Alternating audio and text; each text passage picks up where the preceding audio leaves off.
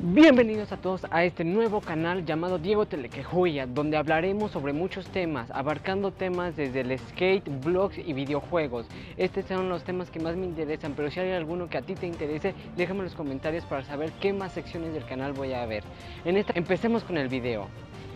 En esta ocasión he decidido que para empezar el video hablaré sobre el país en el cual vivo, en México. Vamos a hablar sobre 5 aspectos de los cuales a continuación le hablaré. Bien, empezaremos con la cultura.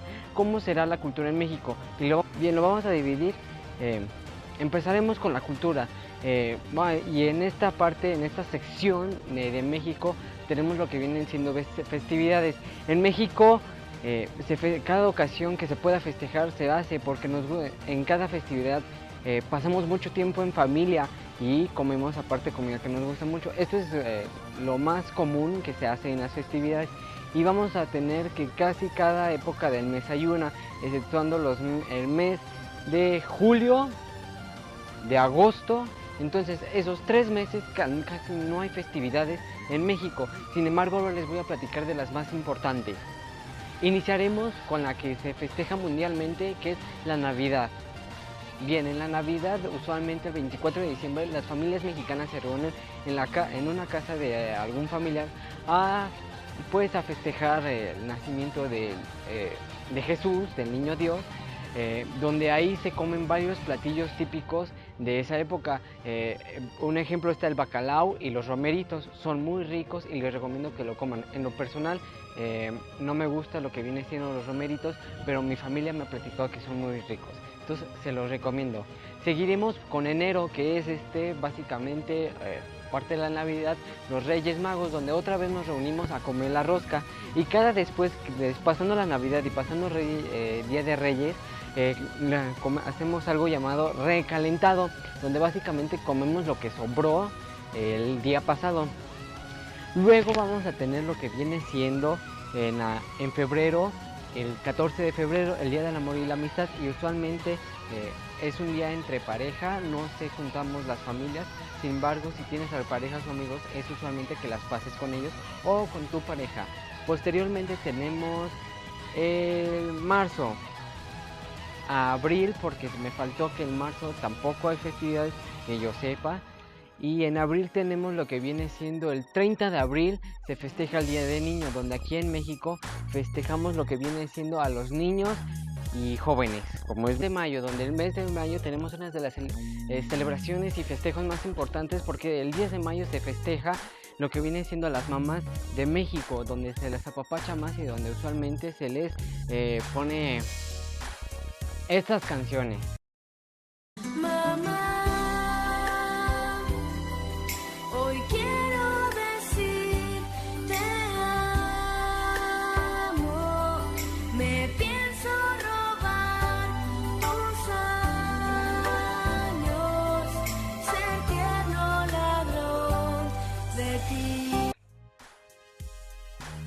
Bien, las escucharon. En realidad son muy típicas de México y cada 10 de mayo esta canción. Que el tercer domingo de este mes se festeja a los papás. Bien, posteriormente no hay nada en julio ni en agosto. Ahora nos pasamos al mes de septiembre, la fecha que para mí va a ser la más importante porque todos los mexicanos la celebramos. El 16 de septiembre se festeja la independencia de nuestra nación. Esto es muy importante, donde muchos nos reunimos en casas o algunos van incluso hasta el Zócalo, donde el presidente dará el grito a la independencia. Es una fiesta donde también se come mucho y muchas veces nos reunimos. Posteriormente vamos a tener que en el mes de octubre vamos a tener lo que viene siendo Halloween, el 31 de octubre, donde muchos celebran tradición norteamericana adaptada a un estilo mexicano, combinado con algunas tradiciones. En Halloween, el 31, se mezclan las tradiciones, lo que viene siendo de Halloween y del Día de Muertos. Posteriormente vamos a tener que el 1 y el 2 de noviembre van a ser Día de Muertos, festividad que a mi parecer es la que más me gusta por todo el significado que tiene. En estos 2 días se festejan aquellos que se fueron de este mundo y que regresan a este mundo a probar sus comidas más ricas, donde eh, se hacen básicamente un altar. Pero no solo hay eso, si vienen en esa época a la Ciudad de México, les recomiendo visitar lugares como Chapultepec y Reforma en la Ciudad de México, y en otros lugares. No sé por qué esos lugares, porque usualmente hay desfiles de alebrijes y son muy padres, además de que a veces en Reforma se hacen unas paseadas en bicicleta de noche, y es muy padre porque mucha gente va disfrazada, aunque y también las adornan de flores de cempasúchil. Si bien la cultura de mexicana no solo se basa en festividades, también hablaré de lo que viene siendo la historia de nuestro país, que también forma parte de nuestra cultura, pero lo pongo como un tema aparte a pesar de todo esto. Bien, iniciaré con la historia de nuestro país. Es muy rica, la verdad. La vamos a dividir en dos partes, que va a ser prehistoria y la época moderna. La prehistoria se divide en tres: preclásica, clásica y posclásica. En la preclásica surgió la primera cultura en México, y en México se va a dirigir en Aridoamérica, donde ahí son tierras muy áridas y donde se desarrollaron culturas, pero muy pocas, porque no se dio mucho de cultivos. Pero sin embargo, al sur, en Mesoamérica, que viene siendo a partir de la zona centro hacia abajo de México, se desarrollaron todas las demás culturas. Ahora bien, en el preclásico tendremos la cultura olmeca, una de las primeras, y si no bien, la primera cultura de Mesoamérica, que surgió en los estados de Veracruz y Tabasco, donde ellos representaron un gran cambio, porque fueron de los primeros asentamientos en nuestro país. Sin embargo, todavía seguían siendo nómadas.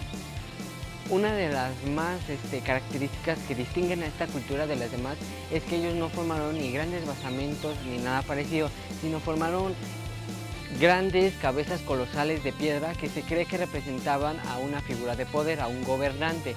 Sin embargo, todavía no se tiene claro bien de lo que representan.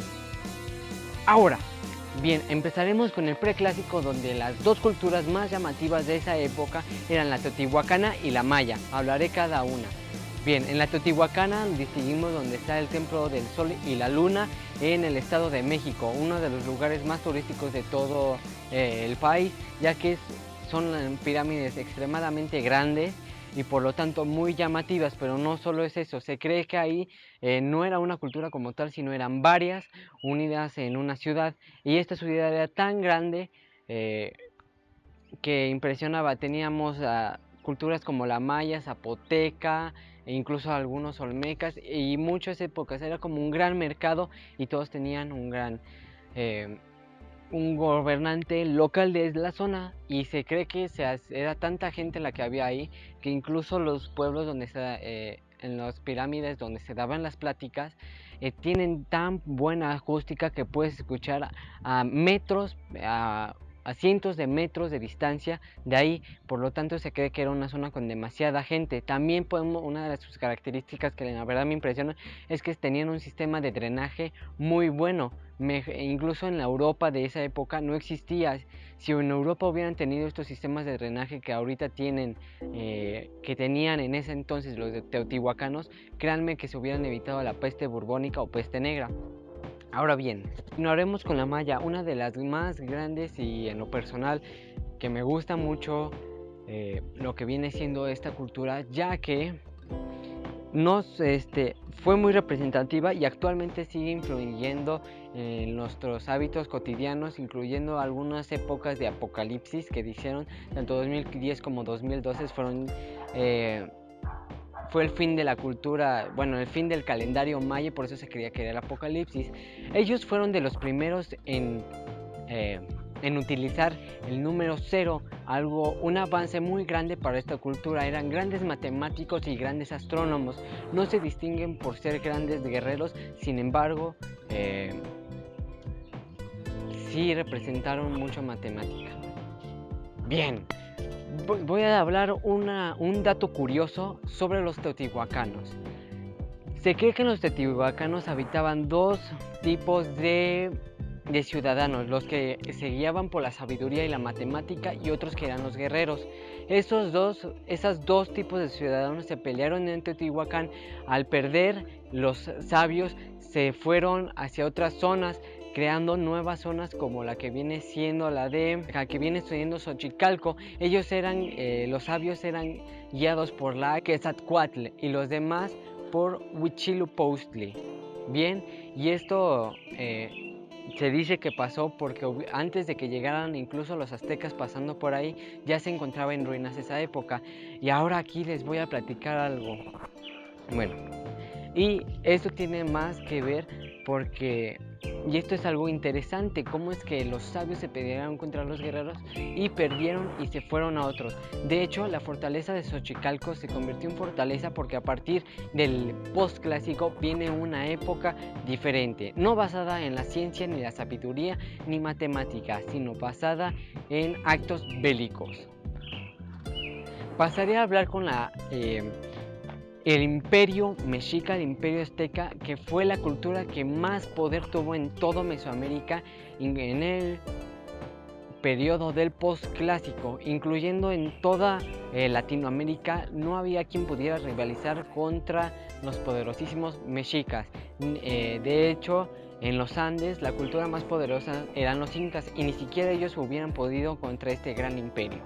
¿Qué es lo que los distingió con respecto a las demás culturas? Pues bien, que estas sometían a las culturas de al lado de una forma no solo bélica, sino psicológicamente. Ellos se adaptaban a cada cultura que había en la zona y decían: si no me sigues, tu Dios te va a castigar. A pesar de que no eran su Dios, los manipulaban psicológicamente diciendo que su Dios, que no era su Dios, los iba... Ay, suena algo retrógrado, pero bueno. Los iba a castigar si no los seguían a ellos. Y entonces no solo tenían poder bélico, sino que sabían manipular a las demás psicológicamente. Y a pesar de todo eso, se ganaron un gran odio. Es por eso que cuando vino la conquista de la Nueva España, perdieron, porque todas las demás culturas que estaban enojadas con la cultura mexica se les unieron a los españoles porque pensaron que los españoles los iban a liberar de este imperio, sin saber que luego también serían sometidos y casi exterminados. Bien, una vez terminado el postclásico, inicia el periodo de la Nueva España, donde más a continuación les hablaré, porque la verdad se puso todo lo que viene siendo el Reino de España, conteniendo unas nuevas mejoras.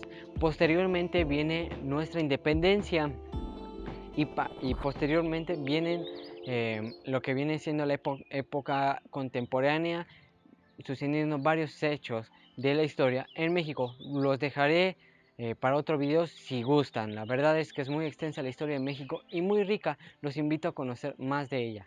Bien, posteriormente vamos a tener lo que viene siendo su gastronomía. La gastronomía de México viene desde el periodo de la prehistoria hasta la actualidad, combinada con algunas de las españolas. Y es tan grande que me tardaría más de 5 videos, cada uno de 15 minutos, de hablar sobre cada platillo y sobre en qué se distingue de los otros. Y a pesar de eso les hablaré que es muy rica, pero sí destacaré algunas preguntas de por qué a los mexicanos nos gusta tanto el chile. No es que nos guste el fuego o el picor, sino que el chile tiene un sabor que nos gusta mucho. Sin embargo, el picor es algo a pagar para obtener su rico sabor. Sé que no en toda la comida es igual, sin embargo, siempre hay un precio a pagar por lo rico. Por ejemplo, el mango. El mango a mí me gusta mucho el sabor, lo que no me gusta es que me quede todo chicloso. Ese es como un precio a pagar. Es lo mismo con el chile. Nosotros nos gusta mucho el sabor, sin embargo el picor lo toleramos para obtener su sabor. Además de que todo se utiliza con tortilla, no todo, pero sí la mayoría de los platillos se acompañan con una rica tortilla. Bien, ahora tendremos lo que vienen siendo los ecosistemas y con sus ecosistemas y climas de la región de México.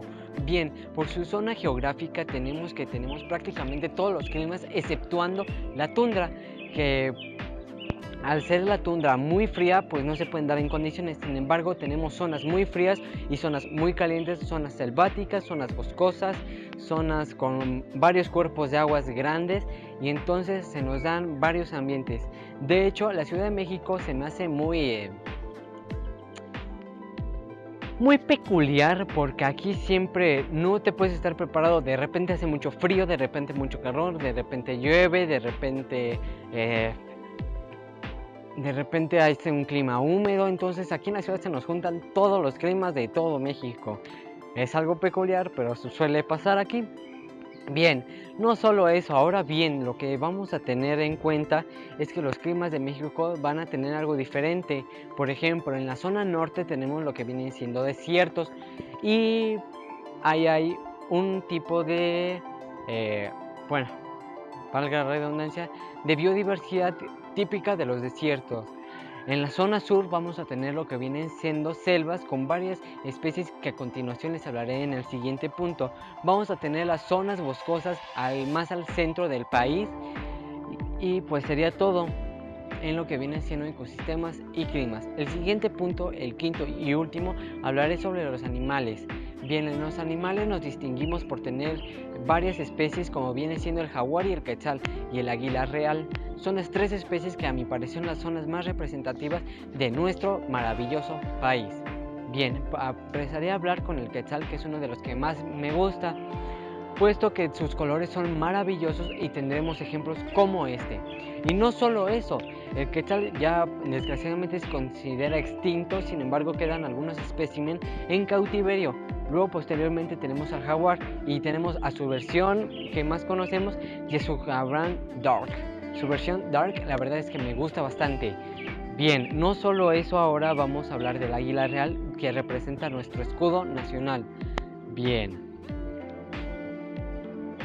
el águila real actualmente en México se considera extinta porque ya no hay en nuestro territorio. Sin embargo, hay un proyecto para restaurarla en nuestro país, y se considera como un símbolo nacional. Y no solo eso, hay especies que solo habitan en nuestro país. Por ejemplo, tenemos las 7 especies de tortugas mexicanas de agua dulces principales. No incluye subespecies. Si quieres ver sobre eso, te invito a que te suscribas al canal de Biotortuga, donde hablo sobre todas las tortugas de agua dulce, ya que es mi especie favorita de reptil y a lo que me quiero dedicar. Y también no solo tenemos tortugas de agua dulce, sino también marinas. Prácticamente tenemos en México desoban todas las especies de tortugas marinas, exceptuando una. No sé cuál es, pero sé que es una, no desova aquí. Sin embargo, además tenemos al lobo gris mexicano, que es muy bonito. Sin embargo, lo que lo distingue a los demás lobos es que es muy chaparro, por habitar en tipo de clima tanto desértico como frío y boscoso.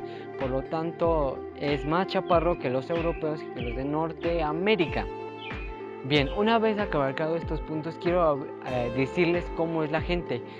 A pesar de que todos vivimos en México, la distinción entre cada estado es muy grande, ya que cada estado tiene algo propio, incluso el acento. Sin embargo, vamos a dividir a México en 3, en zona norte, en zona centro y en zona sur. Cada uno va a depender de cómo sea la gente. No les puedo decir cómo son los del norte porque no he ido al norte, y los del sur